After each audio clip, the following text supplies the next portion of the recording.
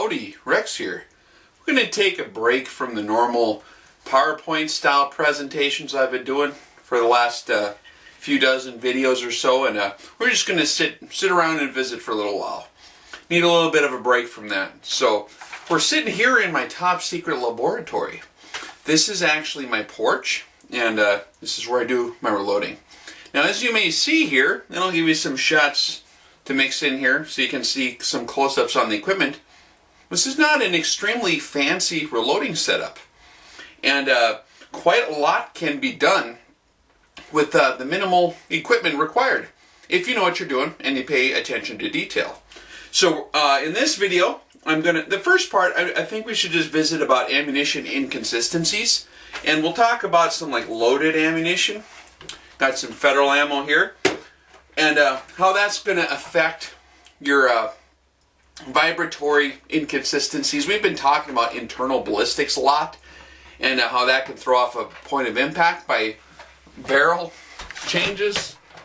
Oh, there's a fuzzy animal out there wanting permission to come in. Okay. Well, you can have like bore access shifts, right? Because if your pressure changes because of ammunition inconsistencies, as your barrel whip action is going on, your bullet's going to be exiting that muzzle at a different time in that whip. So that's what leads to point of impact shifts, which is one of the major causes of dispersion when we're talking about ammunition. And we discussed all the various things going on the internal part of the rifle there. So this video, we like to just get into some of the ammunition things. This is going to be very simple, as much as I would love to get into excruciating detail with all of you on this topic, and I could talk for years on it. There's a lot of you guys who are kind of antsy to get out there and actually do some long-range shooting. We still have to develop our charts. So we're going to go through this quickly. So, first thing we want to discuss is factory ammo. So what kind of ammo would a guy want to use for long-range shooting anyways? A lot of you guys may not be into reloading, so you're going to be stuck with factory ammo, whatever you can get off the shelves. This is just federal 308 Winchester 150 grain soft points. Typical hunting cartridge here for the 308. And honestly, most of this factory ammo does shoot quite well. It'll group very well. The equipment they use in the factories, very, very consistent powder charges, generally speaking. The components they use, even some of the cheaper ammo, like some of the Remington, shoots very well. Like if you group it on paper, you'll know what I'm talking about. You won't have problems with ammunition inconsistencies so much. You'll be limited in your bullet availability. A lot of the long-range loadings that we may have selected earlier in the series, I forget if it was part 3 possibly, we talked a lot about projectile selection. I think it was part 3, cartridge and projectile selection. Some of these combinations are not offered over the counter. For example, when I started getting into the 338 Lapua Magnum, a lot of the loadings I wanted to use weren't available commercially, so I was forced to kind of reload. Well, I was already reloading anyways. If you guys are shooting the 6mm Remingtons or the 243s and you want to use like A-Max bullets or something, you're going to have to reload for a lot of those. Every day they're coming out with new stuff. So as far as inconsistencies go with factory ammo, they do relatively a good job, actually. So it's going to be more of a matter of just finding the right bullet. Now, one of the limitations you'll have to buying factory ammo for your rifle is that the nature of each individual rifle is going to be unique. Even if you have identical rifles sitting on the shelves, you're going to have like 2 model Remington 700s, identical cartridge or whatever, and you'll pick them up and they'll have microscopic inconsistencies in critical areas, possibly in the bedding or in the recoil lug, or different dimensions in certain parts of the bore. You're going to have a totally different pressure curve for those 2 different rifles. Sometimes it might be very similar, sometimes it's going to be kind of dramatic, and that will lead to a difference in performance between the 2 different rifles that are identical make and model. So that's where a lot of our load development would come in handy. And when I talk about load development, we're talking about changing different relationships in your cartridge. Seating depth, talking about how deep we're going to put the bullet in the cartridge, is one thing that'll change pressure. Obviously powder charge and the kind of propellant you're going to use. A lot of that stuff, you know, how tightly you have a crimp on the bullet for the case neck, that's going to all affect your pressure as well. So that's something that when you're buying factory ammo, you're just going to kind of get what they got on the shelf. So you're not going to be able to tinker with that a lot and kind of change that pressure curve to suit your rifle. And that's how load development can really make, a lot of times you'll have a rifle you buy off the shelf and you'll be able to get it to shoot pretty good, but you want to get more accuracy out of it. Maybe you're shooting 1 minute of angle. Reloading obviously will help you out there. Otherwise, you're going to be stuck with what they have on the shelf. Different brands of ammo. A lot of guys ask about that. There's a lot of different kind of ammo out there you can buy. Obviously, your number one criteria for ammo purchasing, if you're buying factory ammo, is going to be the projectile choice. You're going to want to use like a boat tail bullet with a good ballistic coefficient, a real efficient long-range bullet. It's going to be your number one choice. You're going to want to match it to your twist again, remember. The second thing you're going to want to pay attention to is obviously quality, because that's where our inconsistencies come in. And like I said, most like American, at least hunting ammo or any of this federal, even the lower grade stuff, is plenty consistent. Some of this stuff, like you can get the Tull ammo, it's steel cased. You probably want to avoid that for a precision rifle. I don't know if you're shooting the 7.62 by 54 rimmed, or some of these other cartridges they do offer in the steel case stuff, the 308s, even 30-06 and some of those is offered in the steel case. And for multiple reasons, which I won't get into here, you're going to want to use brass cases for long-range precision loads. There's remanufactured stuff you can get, and a lot of guys think that's inferior, like this Black Hills here.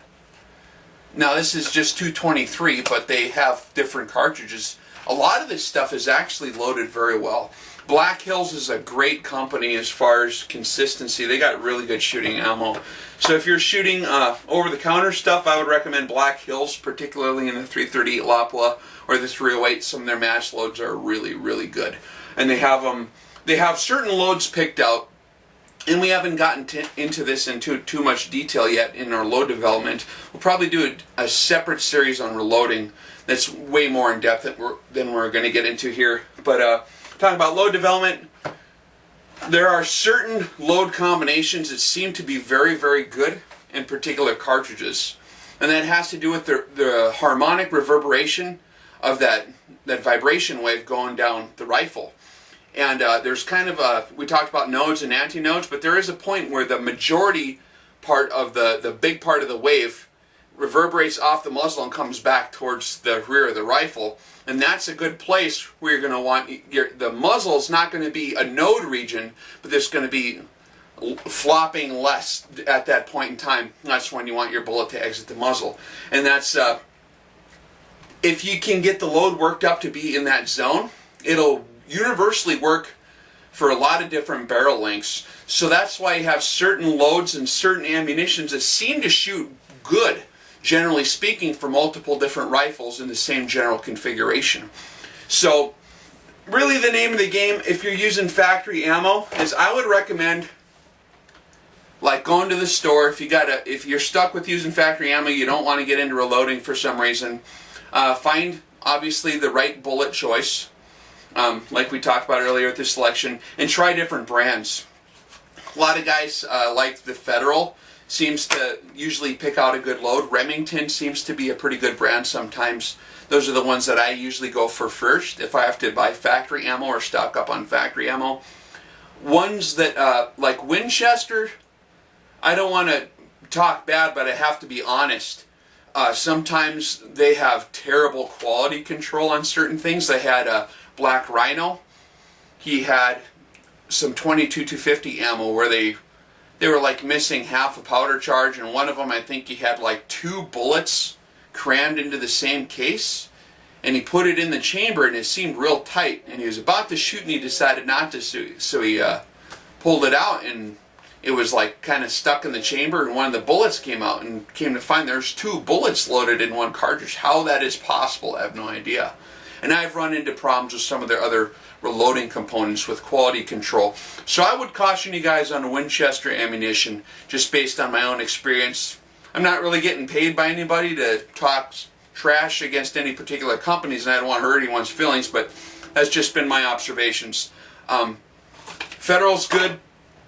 Well, Hornady's real good. Any of the premium brands of ammunition, the Weatherby stuff, most of that stuff is very good. So go ahead and just try out various brands of ammo in the projectile you want to shoot, and kind of pay attention to which ones are shooting better. Now, when you're trying out this ammo, you're going to want to be very careful to keep in mind your bore conditions. If you got a brand new fresh rifle, we just talked about our break-in procedures and our establishing copper equilibrium in our videos before this. So you're going to want to be careful not to go out there with a virgin barrel and start your load testing at that point. You're going to want to build up copper equilibrium first.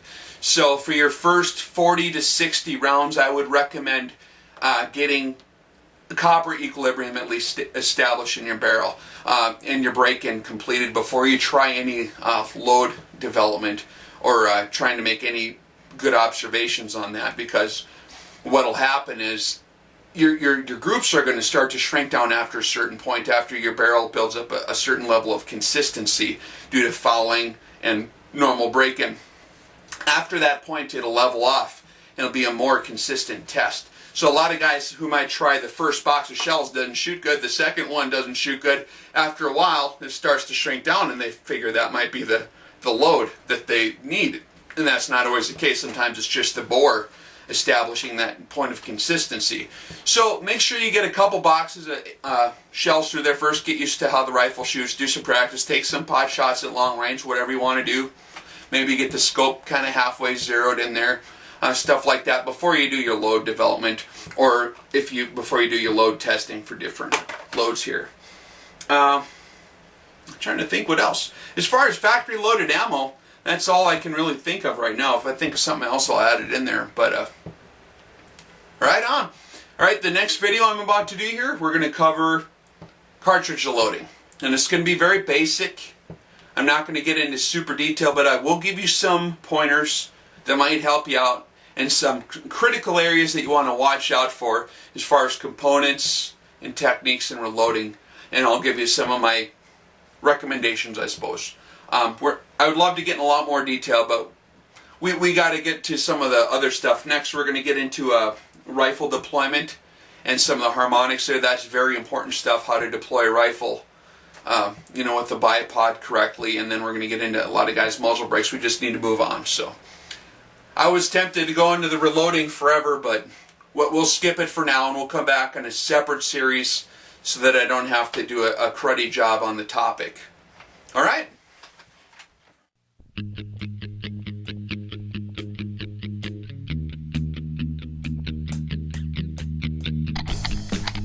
$890. Confirm.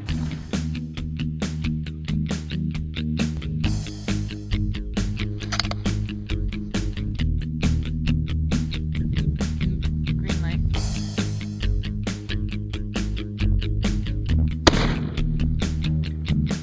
Hit.